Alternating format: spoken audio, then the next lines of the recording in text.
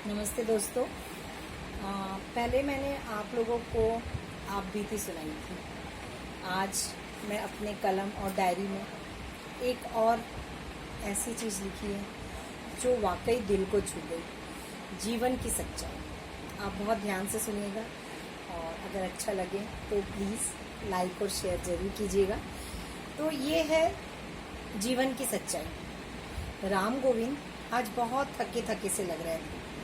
उनकी तबीयत खराब थी, शरीर में ताप था, मन बहुत बेचैन हो रहा था।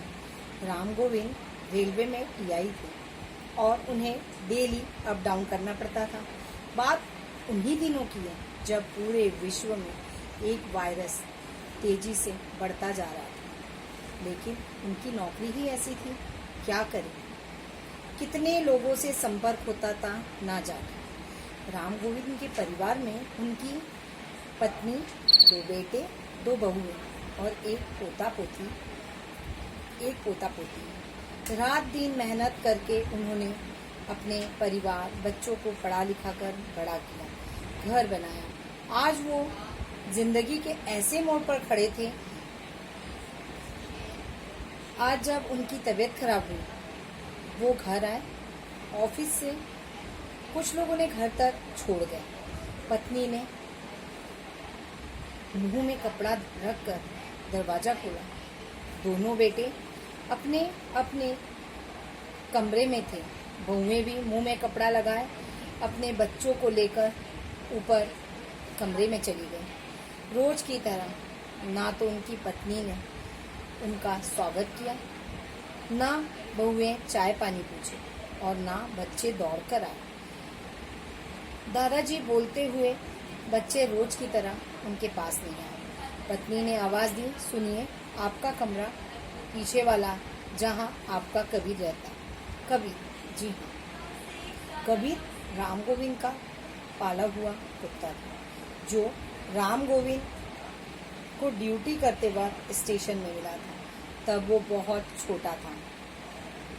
राम गोविंद तब से उसे अपने साथ ही रखते थे और आज उसी कबीर के साथ एक कमरे में घर के मालिक को रखा जा रहा था। उनके शरीर में बहुत ताप, सांस लेने में भी दिक्कत हो रही थी। ऑफिस से लोग एम्बुलेंस को कॉल कर चुके थे और कुछ ही घंटों बाद, 2 घंटे में शायद, वो आकर उन्हें ले जाने वाले थे उनका चेकअप करके। आज राम गोविंद सब होते हुए भी घर पर बिल्कुल अकेले हैं, भूख प्यास से व्याकुल। कबीर और राम गोविंद, पास में रहती अम्मा, जो राम गोविंद को अपना बेटा मानती थी, उनकी बीमारी का सुनकर दौड़कर उनके घर आई। उनकी पत्नी ने अम्मा को रोक लिया। अम्मा रुकी और बोली, अरे मुंह पर कपड़ा लगाकर कोई उसे खाना पानी तो दे आओ, वो खुद ही खा लेगा। तुम तो उसकी पत्नी हो, अर्धांगिनी हो, सारा जीवन तुम्हारा साथ है उनके साथ। लेकिन राम गोविंद अंदर से ही आवाज लगाए और कहा, रहने दो माताजी, मुझे भूख नहीं है अम्मा। 2 घंटे बाद, 2 घंटे बीते। घर के बाहर एम्बुलेंस आई। राम गोविंद को चलने को कहा। राम गोविंद जाने को तैयार। कबीर की आंखों में आंसू था।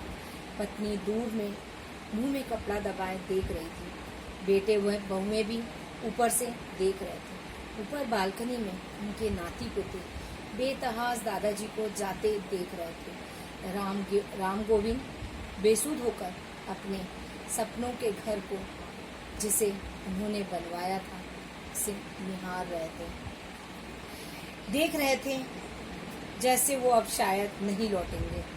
फिर जाते जाते उन्होंने दहलीज पर चूम कर वो जाने लगे तो उनके नाती पोते ने आवाज लगाई, दादाजी बाय, जल्दी आना। राम गोविंद हल्के से हाथ उठाकर पिला दिए। आंखों में आंसू लिए वो एम्बुलेंस में बैठ गए। कबीर एम्बुलेंस के पीछे दौड़ पड़ा। उनके आंखों में आंसू थे। जैसे ही गाड़ी गई, राम गोविंद की पत्नी पाइप लेकर जहां राम गोविंद ने दहलीज को चूमा था, सबसे पहले उसे सर्फ और पानी से धोने लगी। पूरे घर को उसने जहाँ जहाँ राम गोविंद चल के आए थे, सारे घर को पाइप और सर्फ से धो और डेटोल डाल डाल कर धो रही थी। कबीर को ये देखा न गया और कबीर एम्बुलेंस के पीछे पीछे उस अस्पताल तक चला गया। 14 दिन के लिए राम गोविंद को क्वारंटाइन आइसोलेटर पर रखा गया। 14 दिन बीत गए। अब राम गोविंद बिल्कुल स्वस्थ हो गए। उन्हें लगा उनके बेटे बड़ी सी कार लेकर उन्हें लेने आएंगे। जैसे ही वह बाहर आए तो देखा कबीर बाहर खड़ा था। राम गोविंद कबीर को गले लगाकर खूब रोए। वहाँ लोगों ने बताया कि 14 दिनों से वो यहीं आपका इंतज़ार करता रहता और सामने मंदिर में जाया करता था। राम गोविंद को की आंखें करुणा से भर आई। फिर राम गोविंद कबीर को लेकर कहीं निकल पड़े, जाने कहाँ। काफ़ी दिनों बाद अखबार में उनकी गुमशुदगी की खबर छपी, जिसमें ढूंढने वाले को 50,000 रुपये इनाम दिया जाएगा लिखा था। राम गोविंद पढ़कर मुस्कुराए, कहा, हाँ, यही तो महीने की पगार थी मेरी, जिसे मैं अपने परिवार वालों के पीछे उड़ाता था। जिंदगी की यही सच्चाई है, आफत आने पर अपना भी पराया हो जाता है। इसलिए आज राम गोविंद की यह दशा से आप अपने आप को सोचो कि ऐसा किसी के साथ भी वाजिब है। हमारे अंदर अहंकार, घमंड, मोह माया, मेरा तेरा, ये अहम सब खत्म हो जाएगा, क्योंकि कोई आपदा विपदा बोलकर नहीं आती। आज राम गोविंद पर बीती, कल कोई और भी हो सकता है, मैं, आप, कोई नहीं। इसलिए पुण्य कमाएं, गरीब लाचार की मदद करें, अपने को स्वस्थ रखें। घर से बाहर बिना जरूरत के बिल्कुल ना जाएं। जीवन को जी ले, हंसी खुशी परिवार के साथ अपने ही बनाए सपनों के घर में, क्योंकि जिंदगी ना मिलेगी दोबारा।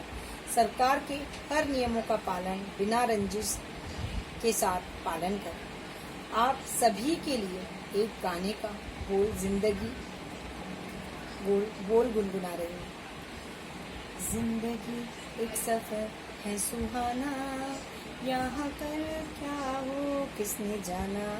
जी हाँ दोस्तों, जिंदगी एक सफर ही है और इस सफर में कब क्या हो जाए कोई नहीं जानता। Stay home, stay safe. Bye bye, thank you.